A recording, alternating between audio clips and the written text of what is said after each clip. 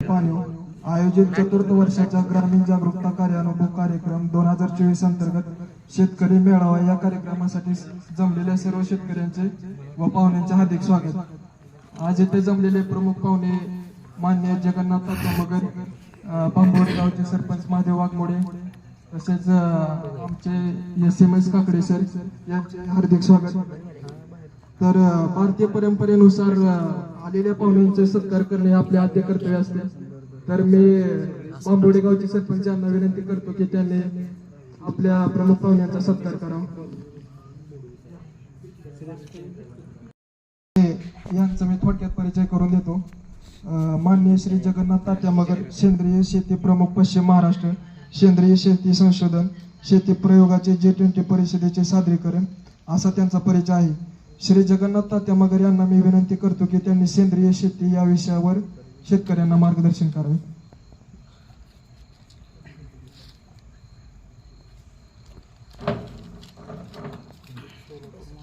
नमस्कार।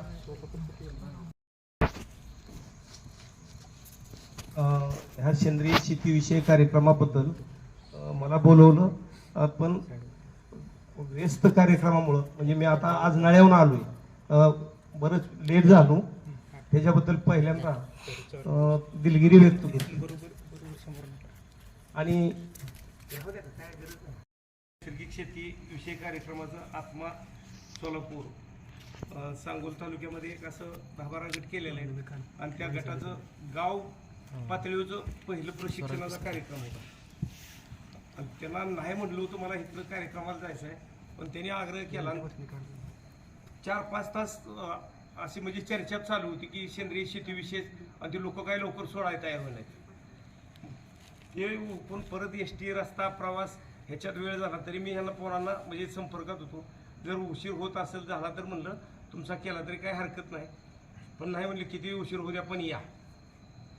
तर आज आपल्याला सेंद्रिय शेतीविषयी सध्या संपूर्ण म्हणजे देशातच सगळं म्हणजे प्रत्येक जिल्हा, राज्यात, जिल्ह्यात, तालुक्यात सगळीकडे प्रत्येक तालुक्याला एक क्लस्टर तयार केले गव्हर्नमेंटनं, आणि त्या क्लस्टरमध्ये 3 वर्ष आपल्याला शेतकऱ्यांचा असं गट बनवले आहेत। 10 गटाचे एक FPO, आणि त्या FPO मार्फत मार्केटिंगचं हे होणार, सगळंच म्हणजे निविष्ठा वगैरे ते पुरवणार, प्रशिक्षण ते आपल्याला देणार लोकांना, म्हणजे सगळी जी प्रशिक्षणार्थी आहे ती त्यांना जे सेंद्रिय शेतीचे अनुभवी व्यक्ती आहेत अशा लोकांना बोलवून प्रशिक्षण सगळीकडे आता म्हणजे चालू आहेत। आणि त्यामुळं मला तरी म्हणजे ह्या 2 महिन्यात मी 8 दिवस सुद्धा घरी नसेल, रोज प्रवास पुण्याचा आहे, नगरचा आहे, धुळे, हे असं म्हणजे सगळीकडे चालू आहे। परत आपल्या जिल्ह्यातला आता चालू झालं। तर सेंद्रिय शेती का करायची याविषयी मी थोडंसं म्हणजे आता उशीर पण झाला आहे तरी सुद्धा थोडं आपलं सांगतो की आज ह्या दगदगीच्या जीवनात लोक एवढी म्हणजे आता आजारी, हार्ट आहे, BP आहे, साखर आहे, प्रत्येक लोक म्हणजे प्रत्येक कुटुंबात एक माणूस आहे। आणि आपल्या जवळच म्हणजे कोल्हापूर जिल्ह्यात शिरोळ तालुक्यात 2019ला 22,500 लोक अशी कॅन्सरग्रस्त गाव म्हणजे सर्वेमध्ये। तर आज शिरोळ म्हणजे काय आपल्यापासून लांब नाही, म्हणजे पश्चिम महाराष्ट्रातच मोडतो, त्याच्यापेक्षा काय आता आपला तालुका किंवा जिल्हा असं बागायत क्षेत्र कमी नाही। तर प्रत्येक नवीन औषध येणारं त्या तालुक्यात पहिल्यांदा फवारल्या जाईल, नवीन येणारं औषध प्रत्येक। आणि त्या जमिनी अशा नापीक झाल्या की त्या जमिनीत म्हणजे पिकं सुद्धा यायला आज अशी परिस्थिती झाली की लोक कॅन्सर स्वामी कनेरी मठाचं त्यांनी पूर्ण तालुका दत्तक घेतला, आणि प्रत्येक कुटुंबाला एक देशी गाय आणि सेंद्रिय शेती ह्याचं ट्रेनिंग आणि KVK वगैरे तिथं झालं। पण त्यांनी ते तालुका पूर्ण तालुक्याची अशी व्यवस्था केली की तिथं लोक कॅन्सरग्रस्त सापडायला लागले म्हटल्यावर तिथल्या लोकांना म्हणजे आहार, शुद्ध आहार आणि चांगला आहार असावा ह्याच्यासाठी त्यांनी प्रयत्न केला। मग आज आपण फक्त सगळे पैशाच्या मागे पैशासाठी पळतोय, फक्त पैसा ही मोठा ती मोठा, ह्यानं 2 पुती टाकली आपण 3 टाकावी, ते त्याच्यापेक्षा उत्पन्न जास्त निघावं, पैसे हे आपल्यासाठी म्हणजे महत्त्वाचं नाही। आपण हे नेमकं करतो कुणासाठी? आपल्या पुढच्या पिढीला म्हणजे व्यवस्थित असावं, त्याला काय कुठं म्हणजे काय अडचणी येऊन मागायची परिस्थिती नसावी, गाडी असावी, घोडी असावी, सगळ्या व्यवस्था असावी, हे आपल्याला अपेक्षा असते। पण आज अशी परिस्थिती आहे की त्या पैशाच्या लोभामुळं आज आपलं कुटुंब, आपली शरीर महत्व, सगळ्यात महत्वाचं शरीर आहे. काय 100 बऱ्या जन्म नाही येणार ना. आणि ह्याच्यात एकदा आजारी पडलं का आपण म्हणजे डॉक्टर दवाखाना ह्यालाच पैसा खर्च करतोय आपण. तो पैसा आपला थांबला पाहिजे. आणि उत्पादन जसं घटत चाललंय, आता रसायनामुळे उत्पादन घटत चाललंय. 60 वर्ष आपण रसायनावरच म्हणजे सगळ्यांनी रसायनाशिवाय काय येत नाही. आज तर अशी धारणा लोकांची झाली की मिक्सर टाकल्याशिवाय शेती पिकतच नाही. म्हणजे हे प्रत्येक जण म्हणतो. आणि जर सेंद्रिय करायचं म्हटलं तर आज मग आपल्याला परवडेल का, त्याला दर मिळेल का, मार्केट गावल का, त्याला म्हणजे अशी परिस्थिती लोकांची पाहिजे. आणि जर सेंद्रिय शेती करायची असेल तर प्रत्येकाला आपल्या घरी एक गाय असली पाहिजे. त्या गायचा असा उपयोग आहे की गायचं पंचगव्य म्हणजे शेण, दूध, दही, तूप हे जी पंचगव्य आहे त्या पंचगव्यावर शेती आपली पिकली पाहिजे. आणि विषमुक्त आपल्या शरीरात आहार सुद्धा विषमुक्त गेला पाहिजे. आज आपल्या कुटुंबात सकाळचं उठल्यापासून टूथपेस्ट पासून सुरुवात आहे म्हणजे रसायनाची. म्हणजे टूथपेस्ट कशाने बनवते ती केमिकल, जनावरांची हाडं कुठली म्हणजे काय ते चांगलं नाही. ते मात्र आपण चवीनं घासतो. तिथनं सुरुवात. परत लगेच ते झालं का चहा. म्हणजे ज्या वेळेस आपण साखर आणि पावडर टाकून त्याच्यात दूध टाकलं का विष तयार होतो. तिथनं सुरुवात. म्हणजे आपण 12-12, 1-1 वाजेपर्यंत जेवत नाही. पूर्वी माणसं सकाळी 7ला जेवत होती. आता दुपारी 12ला म्हणजे मध्ये नुसते चहावरच आपण घालवतोय. आणि चहात म्हणजे साखरेत काय सल्फर परत म्हणजे असे केमिकल जी वापरते ती, त्या केमिकलचा आपल्यावर किती परिणाम. आज तुम्ही मार्केटमध्ये गेला तर कुठंच म्हणजे रसायनमुक्त गुळ सुद्धा कुठं मिळत नाही. त्या गुळात आता लोक रांगोळी, सिमेंट आणि काळा गुळ म्हणलं का सेंद्रिय गुळ ही एक लोकांची धारणा झाली. मी आता मागच्या महिन्यात माढा तालुक्यात बारलुनीला एका महिन्यात गुराळ तयार केला. आणि त्या पोराला 3 एकर शेती आहे. 1 महिन्यात गुराळ तयार करून आज अर्ध्या एकरात त्याचा 3.5 लाखाचा गुळ विकलाय. आज एक आदान रोज काढणार, रोज विकतंय तेवढं विकतंय. म्हणजे जेवढं तयार होतंय तेवढं विकतंय. आज आम्ही आजनाळ्याला मी निघालो तर आजनाळ्याला तिथनं माड्यात नालता. आणखीन ती घरी सुद्धा पोचला नाही. तर तिथं म्हणजे आज 500 किलोची ऑर्डर तिथंच जाईल. आणि त्याचा गुळ आज निघणार 200 किलो. त्यांना म्हणजे द्यायला सुद्धा नाही. त्याचा 2 एकर ऊस आहे, किती पुरण मला सांगा. जर अर्ध्या एकरात 4 लाख होत असतील, 4 लाख, तर आज आपल्याला 2 एकर ऊस असलं तर किती पैसे झाले. म्हणजे एकरी आपल्याला सर्वसाधारण 5 लाख धरा. आणि आज कारखान्याला दिल्यावर आपल्याला किती लाख मिळते आणि उत्पन्न किती आहे. आणि त्याचा एकरी आता 80-85 टन ऊस निघत. आणि त्याचा उत्पादनाचा खर्च किती झाला माहिती आहे का, फक्त 5,000. विश्वास पटेल का कोणाला? अजिबात नाही. 2007ला त्याने जमीन घेतली होती. अशी माळाची पडाक जमीन होती. म्हणजे डेव्हलपमेंट केलेली सुद्धा नव्हती. त्यांनी तयार केली. फार इतकी गरीब पोरं, ग्रॅज्युएट झालेलं पोरग आहे. पण त्यांना नोकरीच्या सुद्धा मागे लागला नाही. पण म्हणला मला सेंद्रिय शेती करायला. 10 वर्ष झालं माझ्या संपर्कात ती पोरग आहे. आणि आज जवळजवळ त्याला मी म्हणजे असं बोलाय सुद्धा ट्रेन केला प्रत्येक कार्यक्रमाला. इकडेच आता म्हणजे ते उशीर झाला म्हणून नाही आणला. उद्या सोलापूरला जायचं आहे, त्याला घरी जाऊन गुळ घेऊन उद्या सोलापूरला येणार. तर आज आपण म्हणजे आपण आपल्या शेतीत लय पिकवण्यापेक्षा कमी पिकू द्या. पण शेवटी आपलं कुटुंब सुद्धा महत्वाचं आहे. कमी पिकतच नाही. आज शेतकऱ्याकडे बघा एका म्हशीपेक्षा दुसरं काय सुद्धा नाही. तर दर्शय खत सुद्धा नाही लोकांकडे. शेती पिकायची परिस्थिती राहिली नाही, खत सुद्धा घालायला नाही. म्हणजे किती दिवस आपण असं करणार. आता आज जर नाही आपण विचार त्याचा केला तर आणखीन 10 वर्षानं विचार करावा लागेल. 50 किलो युरियाचं पोत आज 40 किलो आलं, किंमत 30 आहे. आणखीन 2 वर्षानं 30-25 किलोवर येईल. पण त्यावेळेस मिक्सचर परवडणार नाही, शेती पिकणार नाही आणि पाणी मिळणार नाही. आज आपल्याला एक NRBCचं पाणी आहे म्हणून ठीक आहे आपल्या भागात, काय भागात, पण आपलाच काय भाग असा आहे की आज त्या शिंगुर्णी, बचिरी, सुळेवाडीला प्यायला पाणी नाही. म्हणजे तिथं कसं जगू शकतो. मग हाती पाण्याचं सुद्धा म्हणजे आज भविष्यात त्या आफ्रिकेतला एक देश केपटाऊन म्हणून आहे बघा, तिथं पाणी विकत आहे 25 लिटर माणसे देतील. आज दुष्काळ म्हणून म्हणजे वाचण्यात येतं बऱ्याच वेळा माहिती त्याच्या येते. मग ही परिस्थिती आपल्यात सुद्धा यायला काय वेळ लागायला नाही. या वर्षी दुष्काळात उजनी भरली नाही, आपली धरणं कशी तर भरली म्हणून भागत. पण भविष्यात पडणारं पाणी जमिनीत जिरलं पाहिजे. नाही पाणी जमिनीत जिरलं तर तुमच्या विहिरींना पाणी राहणार नाही. आज प्रत्येक जण 1 एकराला विहीर पाडायला लागला. किती दिवस पाणी राहील? आणि जमिनीत जर पाणी नसलं, नाही जिरलं तर तुम्ही म्हणजे काय करू शकणार? पैसे असून सुद्धा आपल्याला अन्न खायला मिळायची पंचायत. आणि ही विचार आणखी 10 वर्षांना तुम्हाला समोर येते की पाण्याच्या बाबतीत काय परिस्थिती होईल. आज पडणारं पाणी जमीन कसकी सुद्धा शोषून घेत नाही. अशी सिमेंटासारख्या जमिनी झाल्या पाणी वाहून जातं. आज आमच्या जमिनीत 2 महिने उसाला पाणी नका देऊ, पान नाही सुकणार. आणखीन पण खाली मातीत असा चिखल गोळा होऊन निघला. म्हणजे इतकी पाण्याची 50% पाण्याची बचत आपण करू शकतो. आणि शेवटी जमीन जीवाणू वाढल्यामुळे जमिनीला छिद्र पडले का पडणारं पावसाचं पाणी असं स्पंजासारखं शोषलं जातं. मग हे झालं पाहिजे का नको? आणि शेवटी काय आपलं कुटुंब सुद्धा चांगलं असणं सगळ्यात महत्वाचं आहे. आपल्या पुढच्या पिढीला, मुलांसाठी. मुलं सुद्धा आज तुम्हाला सांगतो 2019ला गुजरातचे एक मॅडम गोपालभाई सुतारिया, मी आणि बेंगलोरचा, आम्ही असं 4 जण छत्तीसगडमध्ये रायपूरला गेलो. तर त्या मॅडमनी गर्भसंस्कारावर 8,000 मुलं 2019 पर्यंत म्हणजे अशी जन्माला घातलेली. तर 2019ला त्यांची पहिली बॅच निघाली, सगळी IAS. त्या मॅडमचं नाव डॉक्टर आहे, डॉक्टर करिश्माबेन. तिचा नंबर सुद्धा माझ्याकडे आहे.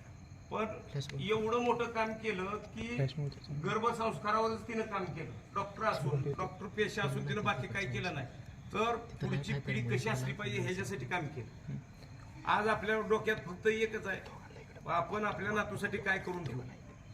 आपण काहीच करू शकत नाही. जोपर्यंत म्हणजे 30 रूळ होत नाही तोपर्यंत काय करणार आपण? काहीच करणार नाही. आणि ती हुशार किती पोरं आहे. आज नोकरीची परिस्थिती काय? सरकार सगळं तुमच्या ह्याच्यावरच आलं. याला काय म्हणते ती किती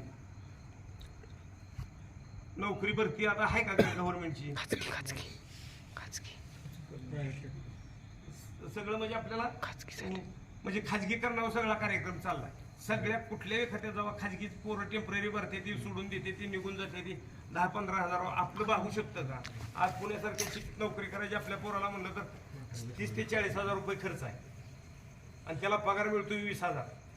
कसं भागवू शकणार? म्हणजे शहरात काम करू शकत नाही, ती परत घरी यावं तर परत पाण्याचा प्रश्न, जमीन टिकत नाही. म्हणजे ही प्रश्न भविष्यात आणखी 10 वर्षात तयार होणार आहे. मग त्याच्यासाठी आज आपल्याला सगळ्याला, प्रत्येकाला आपल्याला त्याच्यावरच काम करावं लागेल. पहिलं कुटुंब आपलं विषमुक्तीकडे गेलं पाहिजे. घरी आहारात सुद्धा, घरी स्वयंपाक, घरात सगळ्यात महत्वाची पहिली चूल नीट केली पाहिजे. चुलीवरचा स्वयंपाक झाला पाहिजे, लोखंडी तवा असला पाहिजे, लाकडी काठवट स्वयंपाकाला असली पाहिजे. आपण सगळं लोखंडी, पत्रा, जर्मल ह्याशिवाय वापरत नाही. म्हणजे सगळी मोठी लग्नात सुद्धा आपल्याकडे भांडी जर्मलची पहिलं हांडं होतं. आज कॅन्सर प्रत्येक लोकांना व्हायला लागले. ते त्याच्यातनं ते ॲल्युमिनियम मधनं त्याचा सुद्धा प्रमाण वाटलं. ही बाटल्या सुद्धा आपल्याला धोक्याची येत्या पाण्याच्या. वाटतंय सगळ्याला म्हणजे सहज. ही कधी पाणी भरले आहे का आपल्याला माहिती? ताण लागले का आपण पाणी 20 रुपयाला दूध देतोय 25 रुपयाला आपण. म्हणजे किती आपली किंमत आहे. तर आपण स्वावलंबी व्हायचं असेल तर प्रत्येकाला सेंद्रिय शेती. स्वावलंबीचा तर विषय सोडूनच द्या, पण आपलं कुटुंब सुद्धा म्हणजे निरोगी राखायचं असलं.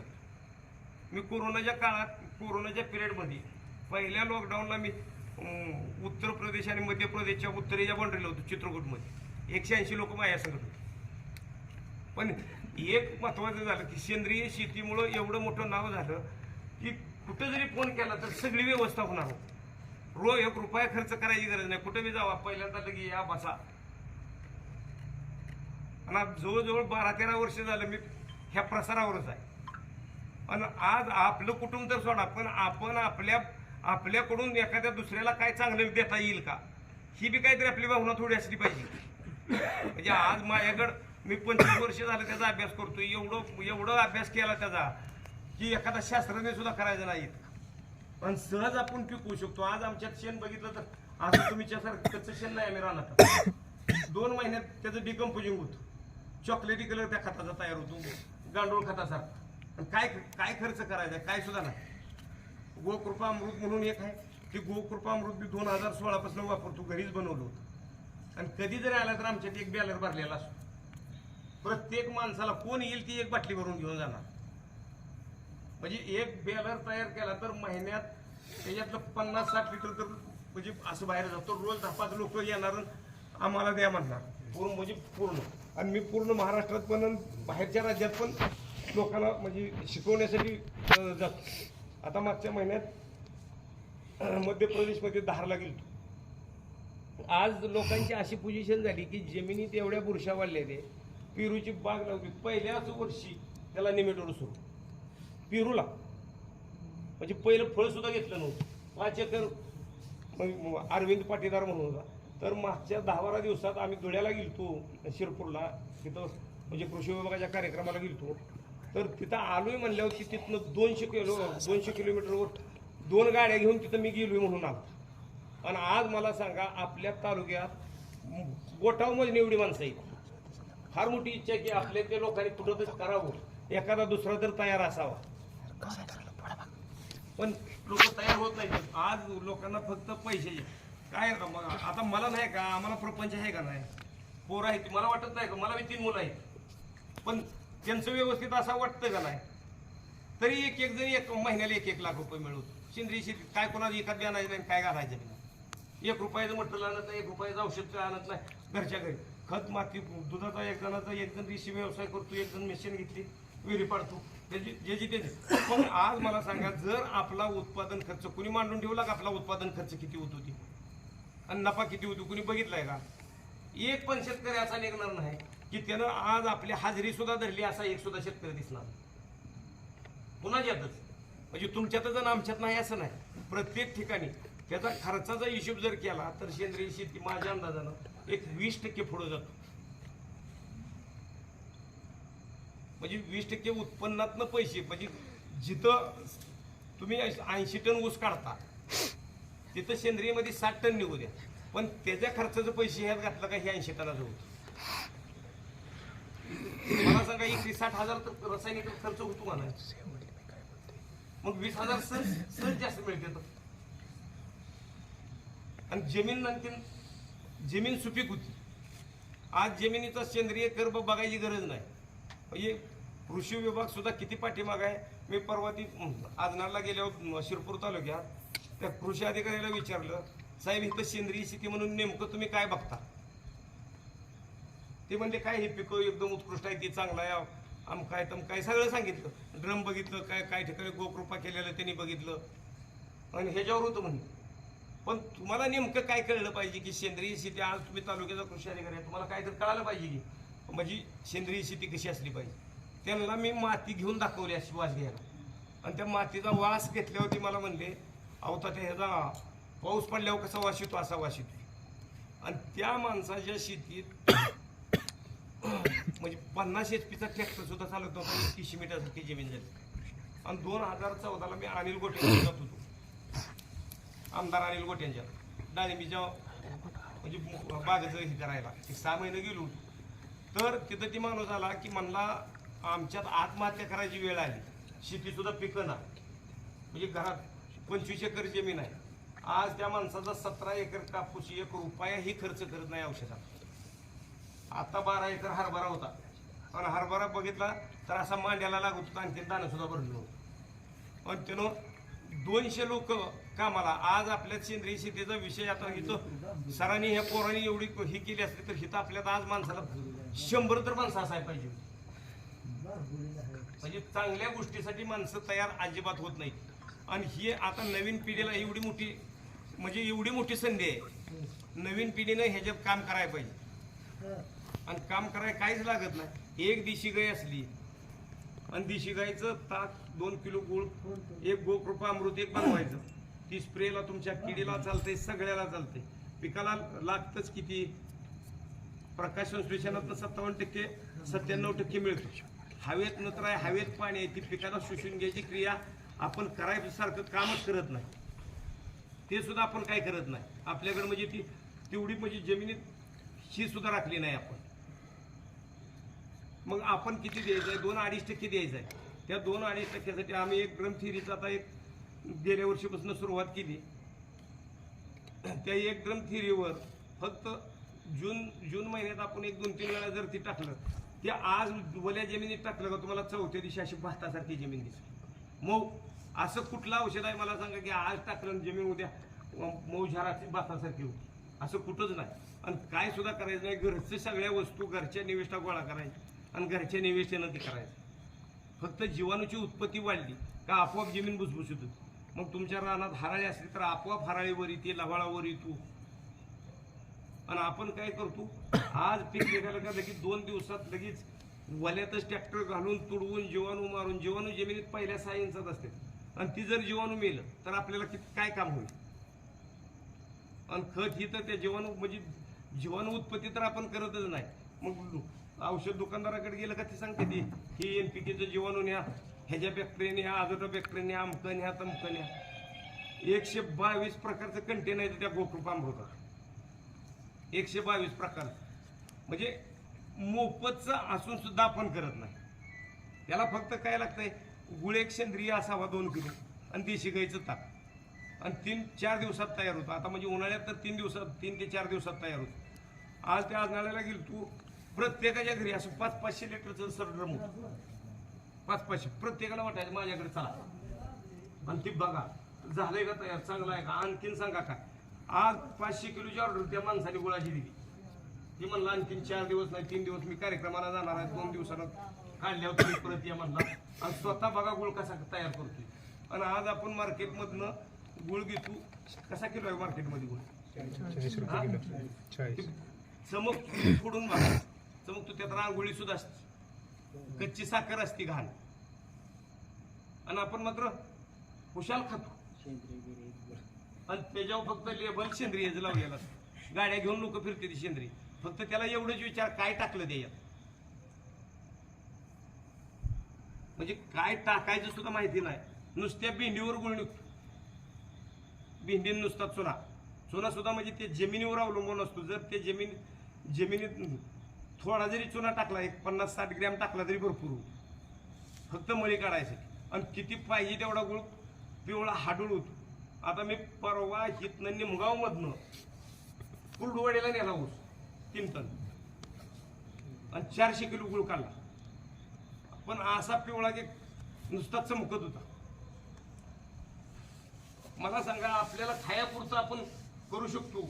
आणि ती आता 400 किलो गुळ निघाला, 100 रुपये किलो झालं. पैसे किती? 40,000. किती टन ऊसाचं? 3 टन ऊसाचं. म्हणजे कसा ऊस गेला आपला? 9,000 रुपये टनानं, सर्वसाधारण 9,000 रुपये टन. आणि त्याच्यातला खर्च 10,000 रुपये धरा, 30,000 रुपये झालं. 3 टनाचं 10,000 टन ऊस झाला आपल्याला. वरचं खर्चाला सोडून द्यायचं सगळं. काय खर्च केला तर 3,000चा ट्रॅक्टर, म्हणजे डिझेल टाकलं 3,000च्या ट्रॅक्टर मध्ये, आणि तोडायला एक 3-4 गडी लागत. म्हणजे आपल्या गड्यानं तोडायला म्हणजे त्याची बी हजेरी धरावी लागेल की आपल्याला. ती 1-2,000. आणि तिथं गुराळ तर म्हणजे आता मॅच गुराळ बांधून दिलाय, मॅच त्याला सगळं गुळ करायचं सुद्धा मॅच शिकवलं. त्यामुळं आता तरी सुद्धा मी त्याला म्हणलं तुझं काय असेल ते पैसे व्यवहारात नाही, मला बाहेर करायचं असतं तर पैसे द्यावं लागलं असतं. जरी त्याचं आणखीन 6,000 आपण 3,000 धरलं तरी आपण 10,000चा खर्च करू शकतो. म्हणजे आपल्याला 9,000 टनानं गुळाचे पैसे होऊ शकतात. पण तरी आता तोडणीला माणसं मिळत नाही. आपल्यात माणसं आता काम करायला नको म्हणते. 2 रुपये जर रेशन आहे का नाही, त्यामुळे मजूर कामाला यायला तयार नाही. त्या फुकाट गुणच आपल्या गळ्यात आले शेतकऱ्यांच्या. ती बंद झालं का बघा, मग सगळंच व्यवस्थित होईल. ती सुद्धा माणसं चांगली राहतील, निरोगी राहतील, कष्ट करायला कोण नको म्हणते. तर आपल्याला ही एवढं म्हणजे आपण आपल्या घरी सुद्धा तेवढं करू शकतो. आज ते 3 एकर जमीन मला यंदा 20 लाख रुपये त्याचा आरामात होत्या. मला सांगा त्याच्या आयुष्यात कधी बघायला मिळालं नव्हतं. 20 लाख रुपये मिळतील का बघाय 3 एकरात. आणि विक्रीला ते 12 क्यूब केले ते एक 5 ग्रॅमचं, 1 क्यूब 5 ग्रॅमचा 5 रुपयाला घेते. आणि त्याला इतकी पुण्याला मागणी आहे, 1 10-15 किलो मागतो. आणि ती उरकणं करायला म्हणजे आदान निघसतो ती क्यूब करायचं, ते डीपी भरायच्या तर म्हणजे हे करायचं, त्याला उरकणं म्हणजे एवढं.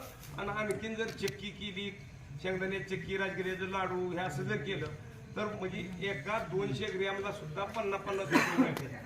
म्हणजे एका किलोचं आपण 300-350 रुपये करू शकतो.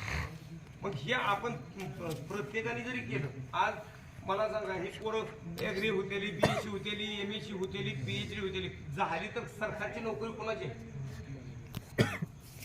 मिळते का? आज एखाद्या शाळेवर नोकरी करायची म्हटलं तर 20-20 आणि 30-30 लाख रुपये आधीच मागते ती. म्हणजे ह्याच्या दिलेल्या पैशाचं व्याजच घ्यायचं. फक्त एवढंच म्हणायचं की हे आमच्या शाळेवर शिक्षक आहे, म्हणजे मोठीपणा. पण ह्याच्यात तुम्हाला एवढी मोठी संधी आहे की आज आपल्या घरी आपल्या शेतीतलं उत्पन्न 2 एकर शेती असू द्या, नाही काय कमी पडते, काय कमी पडते, कुणाला मागाय सुद्धा जावं लागत नाही. आणि जमीन आणखीन सगळ्यात उत्कृष्ट होती. आज पालेभाज्या इतकी मागते द्या मार्केटमधनं. आता मी पुण्यासारख्या कार्यक्रमाला जातो म्हणा, असं मोठं मोठं कार्यक्रम ठेवते ते लोक, आणि भाज्या कुणाकडे फळं काय असं आणाय सांगते, तर मार्केटमधनं खरेदी करते ती आणि नाव होती ती. मी एकदा डेक्कन कॉलेजवर कार्यक्रम ठेवला होता आणि मला तिथनं फोन आला, काय का असं ना पण त्यात थोडंसं आम्हाला सेंद्रिय म्हणून आणा. तर तिथं तांदूळ ही असं 5-25 स्टॉल लागलं होतं. आता मी काय तिथनं बोजा घेऊन जाणार, फक्त एक 25 किलो लिंब घेऊन गेलो. लिंब तर तिथं लिंबाचं असं पोतं सोडलं आणि असा वास आल्यावर त्या सरांनीच लिंब विकली माझी शाळेवरच्या. म्हणजे पैसे सुद्धा घ्यायचं कळालं नाही. तर एका 5 मिनिटात एक लिंबू त्यांनी 10 रुपयाला, आणि हातात घेतला का हाताचा वास येणार. म्हणजे इतकी मोठी ताकद आहे. आपण नुसती भाजी घेऊ द्या, आपण मार्केटमध्ये भाजी खरेदी करतो, फक्त चमकणारं वांग 72 दिवस रिसिव्ह राहतो, इतकं मोठं त्याच्यावर औषध मारले जातं. आणि ती मात्र आपण खातो कशाला माहिती आहे का, पोटाला भूक लागते. मग ती वांग बघा तुम्ही मार्केटमधलं शिजवलं तर कसं गिळगिळीत असतं. बरोबर माझ्याकडे आयुक्त आत्म्याचा आयुक्त तांबाळेचा आहे, सांगलीला चाललो होतं, आटपाडीतून त्यांनी फोन केला की तात्या मला तुमच्याकडे यायचं जेवायला या म्हणलं. मग आता त्यांना सांगलेलं जायचं तिथं 70 किलोमीटर माघारी यायची गरज होती का निमगाव, पण तरी आवर्जून आलं. आणि जेवल्यावर मला म्हणलं याला वांग कुठून आणलं होतं, ते असलं वांग मी आणखी खाल्लं नाही. म्हणजे बघा आज इतकं मोठं काम करणारा माणूस आहे, तरी त्यांना सुद्धा चांगलं खायला मिळालं. ते पैसे द्यायला किती बी तयार आहे देऊ, पण फक्त तुम्ही दाखवा ही माझी वस्तू सोन आहे, त्याला हा फुकाट पैसे देऊ नको म्हणायचं. ती मनानं पैसे देईल परत दुप्पट. मग मला काय वाटतं, आपल्याला दुसऱ्याला जाऊ द्या, पण निदान आपलं कुटुंब तर सशक्त चांगलं राहिलं पाहिजे, निरोगी राहिलं पाहिजे, आपल्या कुटुंबाला तर चांगलं मिळालं पाहिजे. आज लोक पोरं बघा की 10वी-12वी झाली, काय ग्रॅज्युएट झाली, काय करत नाही. ते कुठं तर एखादा कोर्स करते ती, कंपनीच्या मागे पडते ती, 15-20 हजार रुपये देते ती, आणि 15-20 हजारात दिवसभर वना फिरावं लागते. 1 एकर शेती जर चांगली केली तर त्या शेतीतनं चांगलं आलं तर म्हणजे आपला आहार, आपलं कुटुंब चांगलं, आपण चांगलं ही सहज करू शकतो. आणि काय त्याला खर्च तरी 1 गाय लागेल.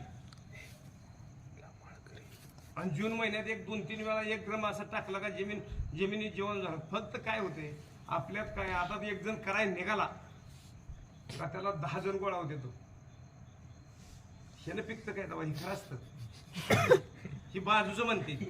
आणि त्यानं करायचं त्याला रिझल्ट मिळत तोपर्यंत तोवर कोणतरी इरे टाकात म्हणणार, आणि तोवर हे टाकणार जाणून.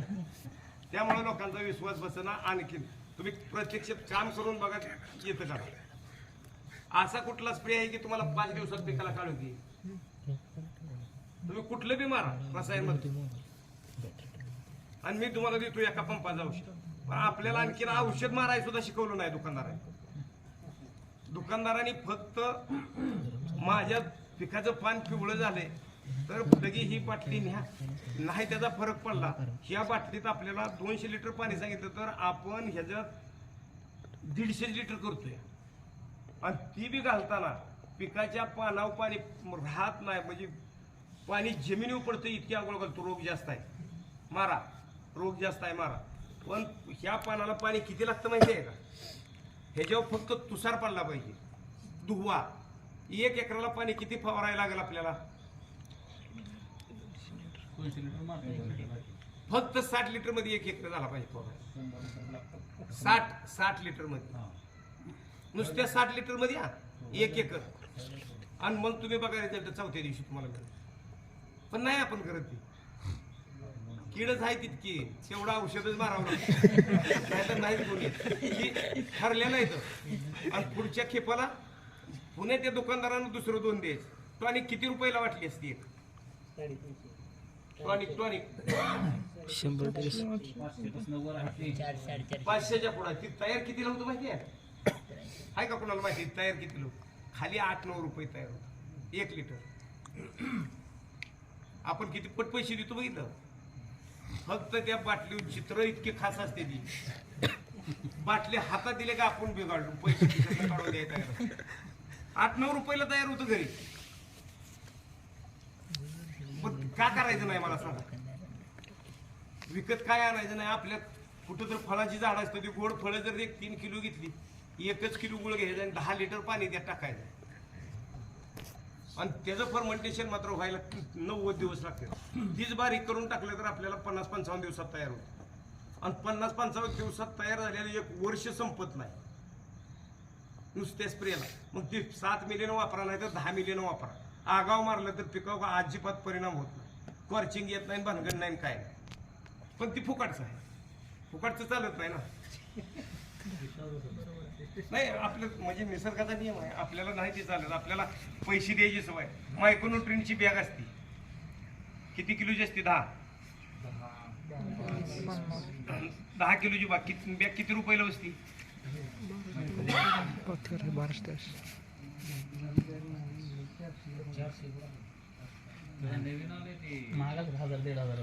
अहो 700 रुपये होती मागच्या 4 वर्षापूर्वी. मी पण किती निमगावला बघितलं, तर त्याच्या किती बी नवीन येऊ द्या, त्याच्यावर काय असतं माहिती आहे का? प्लॅस्टिकचा कागद पातळ असतो आणि चित्र मात्र चमकणार असतं, आणि त्याच्यात 10 किलोत फक्त 250 ग्रॅम न्यूट्रॉन असतं. 250 ग्रॅम तुमच्या 1 एकराला किती काम करेल? मी म्हणतो 4 बॅगा टाकल्या, 4000च्या टाकल्या बॅगा, 2000 किंमत, 500ला धरा. पण ती 1 किलो तुमच्या 1 एकरात किती काम करेल? विद्यापीठ येड आहे का? कुजलेलं शेणखत 40 गाड्या टाका म्हणतात 1 हेक्टरला. आपण कुजलेलं तर टाकत नाही, आपल्याला खडा खांदून पहिल्यापासून घ्यायची सवय आहे. म्हणजे आपण खड्याशिवाय शेणखत टाकत नाही. ती शेणखत कधी आपण कुजवत नाही. गुराच्या मागची उचललेली पोवटी सुद्धा रानात नेऊन टाकतो. कुंभणी वळवी तयार व्हायचं कारणच ते आहे, आणि त्या खताचा आपल्याला अजिबात उपयोग होत नाही. आणि खत तयार तुम्हाला 2 महिन्यात घरच्या घरी होतं, जे त्याचं डिकम्पोजिंग. आज एवढं पंजाबराव देशमुख नॅशनल म्हणजे नैसर्गिक शेतीचं एवढं मोठं काम आहे. 2019ला ती सुरुवात झाली अकोल्यातनं. 7 म्हणजे मराठवाड्यातल्या 7 जिल्ह्यात ती योजना राबवली होती प्रकाश पोहे, आणि त्याचं 7 दिवसाचं ट्रेनिंग होतं तिथल्या BSc ॲग्रीच्या पोरासनी, आणि त्याच्या शेवटच्या दिवसाला मला बोलवलं होतं, मी गेलो तिथे.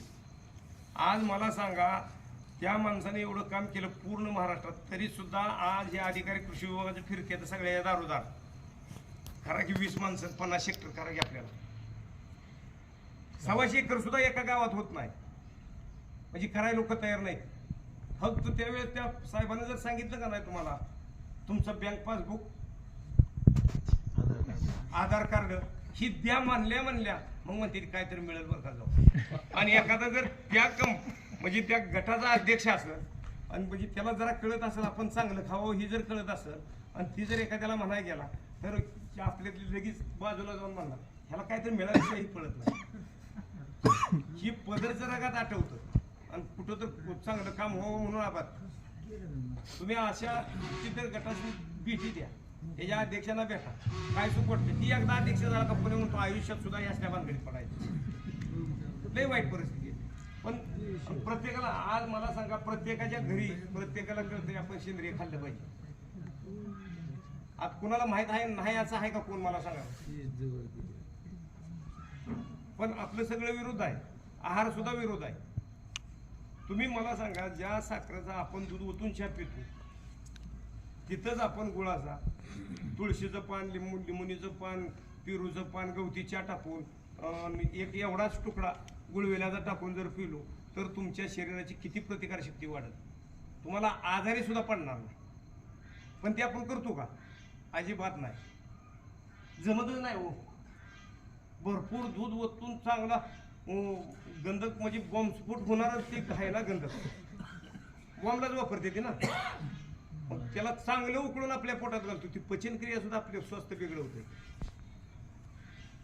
ती मात्र आपण कुठला पाहुणा आला तर त्याला जेव कोण म्हणतं का बघा, पहिला चहा. आम्ही आमच्या सुरुवात काढा करून द्यायलो, तरी मग म्हणते ते पूर्वी कशाला काढा आहे, काढा माणसानं म्हणते तुम्ही द्या, बाद झालं काय होते बघू, पेते नाही पेते या घरी. मग म्हणते ती की तुमच्यात इतकं दूध आहे, इतकी गुरं आहे, ते दूध कसं नाही म्हणाय गाठले ती काय करतो. पण निदान आपल्यात आल्यावर तर ते असावं. आता जवळजवळ 2 वर्ष झालं आम्ही आता काढाच करतोय, म्हणजे कोरोनाच्या सुरुवातीपासूनच आपलं कोण येईल त्याला काढा करून द्यायचा. पेलं का मग म्हणते लईच मस्त आहे, पेल्यावर. पण घेताना जरा थोडंसं दुखच वाटते माणसाला. मग हे जर प्रत्येकाने एवढं केलं तर मला सांगा आपली रोग प्रतिकारक शक्ती वाढणार आहे. तुम्ही तुळशीची 20 पानं टाका 1 लिटर पाण्यात उकळून ठेवा, तुम्हाला ही जर पाणी प्याला तर भूक लागते का बघा. आघाडीची पानं टाकून उकळून घ्या. आता थंडीच्या दिवसात सर्दी होती, दिशी काय तर 2-2 थेंब नाकात तुपाचं सोडा, डोकं असं फुटायसारखं दुखू द्या, 15 मिनिटात मोकळं होणार. म्हणजे इतकं आपल्या घरी मोफतची औषध आहे. आपण अजिबात चला सर्दी झाली चला दवाखान्यात जायचं, त्याच्यासाठी 1 दिवस काम सुद्धा आपण बुडवू. डॉक्टरला 200 रुपये देतो, त्यानं पुन्हा तुम्हाला ॲलोपॅथिक गोळी 1 लाखाची असली तर 25 गोळ्या द्यायच्या. आणि ह्या कोरोनानं तर आपल्या देशात सांग केलं, रेमडेसिवीर शिवाय इंजेक्शन नाही दिली, माणसं नुसती भिवून मारली. म्हणजे औषधानं गरज नसताना. म्हणजे आज आपल्याला ती झालंच नाही पाहिजे, त्याच्यासाठी जर आपण तेवढी अगोदर तयारी केली तर काय बिघडलं. निदान आपल्या कुटुंबापुरतं तर असावं का नसलं पाहिजे. पण कराय कोण तयार होत नाही. निदान नवीन पिढीला बघा, असला कार्यक्रम असला का तर नाही सुद्धा येतो. ज्याला राहणार काय काम नाही करायचं पोरग त्याला लय काम आहे म्हणणार, पण पोरानं शिकावं. शिकलेला आपण नव्हतो नोकरीला आणि अडाणी घरी ठेवतो. शेतीसारखं मला सांगा उत्पन्न कशातच नाही, पण करायला माणूस नाही. अहो 1 एकरावर 15 माणसाचं कुटुंब जगत होतं माझं. आणि आज तुमचं 10 एकरात सुद्धा कर्जाचं म्हणजे डोंगर डोक्यावर घेऊनच आहे कुटुंब. ही बदल झाला पाहिजे. फुलगं मटकी लय थंडी ताप आला तर माडगं करून पेजीन दडपून झोपतो. आणि आज माडगं कसलं आहे ती नवीन पोरासनी माहित होता नाही, कशाला माडगं म्हणते ती माहिती. म्हणजे एवढी परिस्थिती आपल्यात गंभीर झाली. तर सगळ्यांनी जरा थोडंसं मला वाटतं असा पुढाकार घेऊन प्रत्येक गावात तर असावं. मी तर प्रत्येक गावात सरपंचांनी मी त्यांनी कार्यक्रमाला जर बोलवलं ना, प्रत्येक ठिकाणी मी सांगतो. परवा उत्तर सोलापूरमध्ये गेलो, परवा दिवशी जवळजवळ 70 महिला बोलवल्या होत्या 3 गटाच्या. मी सोलापूरला होतात मग ह्याला गेलो. म्हणजे आपल्या सगळ्या तालुक्यातलं BTM ATM सुपरवायझर ही म्हणली सेंद्रिय शेतीच पिकत नाही. आणि जिल्हा तालुका कृषी अधिकाऱ्यावर वरनं बरं एक सेंद्रिय शेतीचं गट झालं पाहिजे. ते की मुख्य साहेब मला लावता त्यात कोण तयारच होईना, आमचंच म्हणते म्हणलं पिकत नाही. तुम्ही एकदा या. मग एक दिवशी त्यांच्या कार्यक्रमाला गेलो. मग त्या मॅडमनं तिथं बोलायला काय 20 मिनिटं होती. म्हणजे त्यांचा अधिकारी आणि 5-10 मिनिटं. मी 20 मिनिटात बोलले होते. मॅडम म्हणल्या ही माणूस आपल्या उपयोगी त्या मॅडमनं नेमकं आता हीच नैसर्गिक शेती झालं का सुरुवात केली. मला फोन केला, काय जरी झालं तर चालेल का, पण तुम्ही आलाच पाहिजे आमच्या गटासनी मार्गदर्शन करा. परवा गेलो. मी म्हणलं मॅडम किती वेळ बोलू, तर म्हणल्या काय 4-5 तास असं बोला. मी म्हणलं एक अर्धा-भर तास उभा राहील, बाकीचं तास बसून सांगेल, काय नाही बिंदस. आणि 4 तास गेलेलं सुद्धा माहिती. एक बाय, आता आपण म्हणतो का नाही 10 गडीने 1 बाय बरोबर, पण तिथं 70 बाया होत्या आणि 7-8च गडी होतो. पण टाचणी पडलेला सुद्धा आवाज यावा. इतक्या बाया म्हणजे शांत होत्या.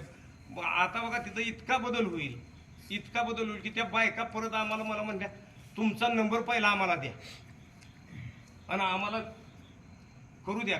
पहिलं घर सुधारलं पाहिजे, पहिल्यांदा कुटुंबात. आज तुम्हाला सांगतो आज तुम्ही म्हणजे आपण सगळी म्हणजे सगळ्याला छंद कशाचा आहे, सिमेंटाच्या जंगलाचाच आहे.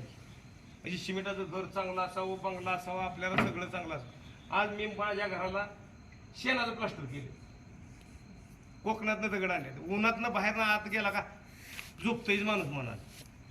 आणि थंडीच्या दिवसात दारं लावली का आत पांघरून घ्यायची गरज नाही. त्याच्यासाठी 1 वर्ष प्रयोग करतो तुम्ही त्या प्लास्टरसाठी, कलरसाठी.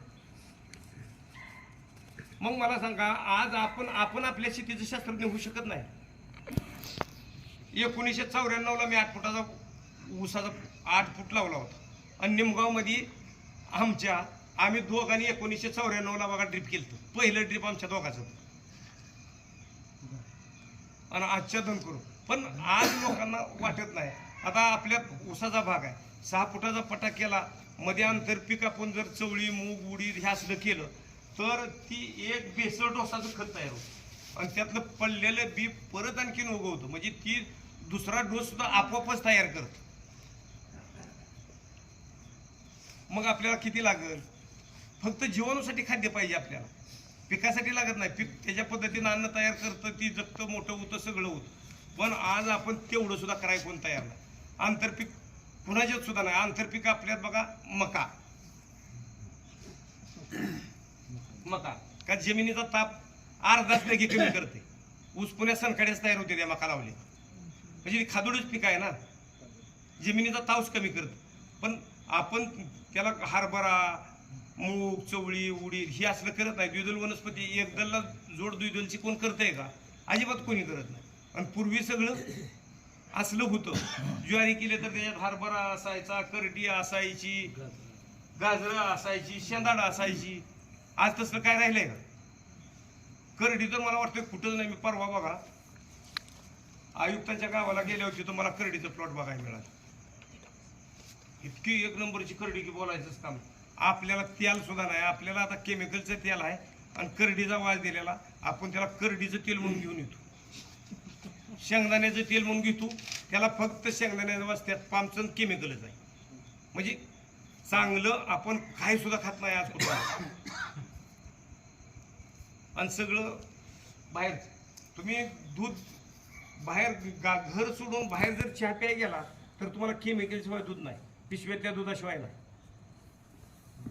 दिवसाला महाराष्ट्राला 65,000 कोटी दूध लागतंय आणि उत्पादन होतंय 14 का 15,000 कोटी.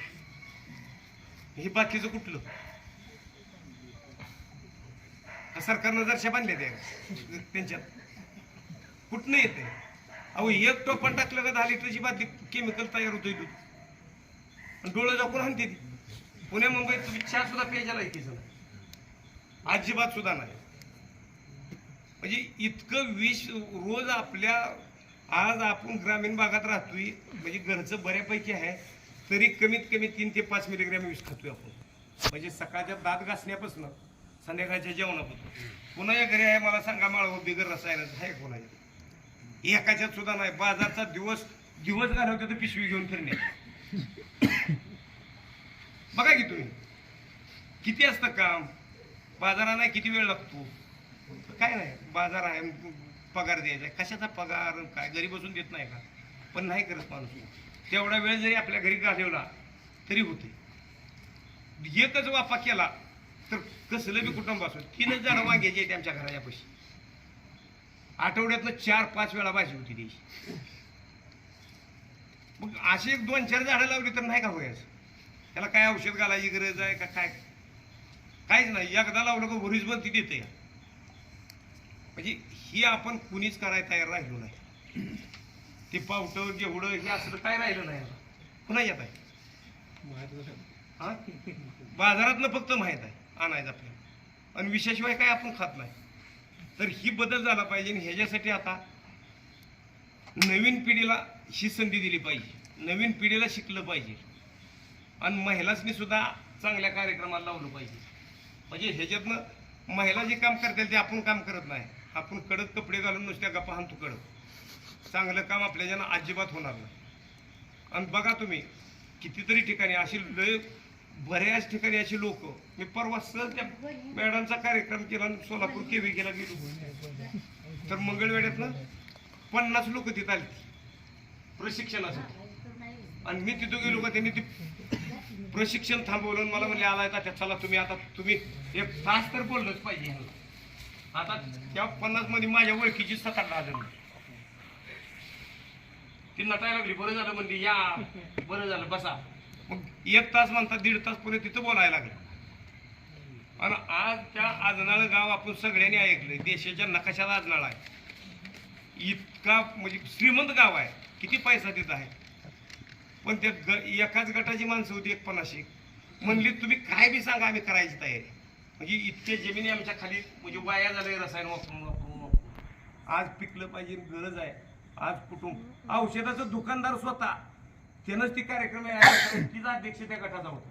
म्हणजे ज्याच्याकडे औषधाचं दुकान आहे ती देऊ वाटत नाही, पण म्हणला ही नाही म्हणलं का पुढच्याला पटतच नाही म्हणला, नाही इलाज नाही का. तर निदान आपल्या तालुक्यात कुठं का जेवढ्या लोकांना काय करता येईल. आणि तुम्हाला माहितीला काय कुठं विकत आणायला जायचं नाही, सहज मला फोन केला तर होऊ शकतो. काय करायची गरज नाही.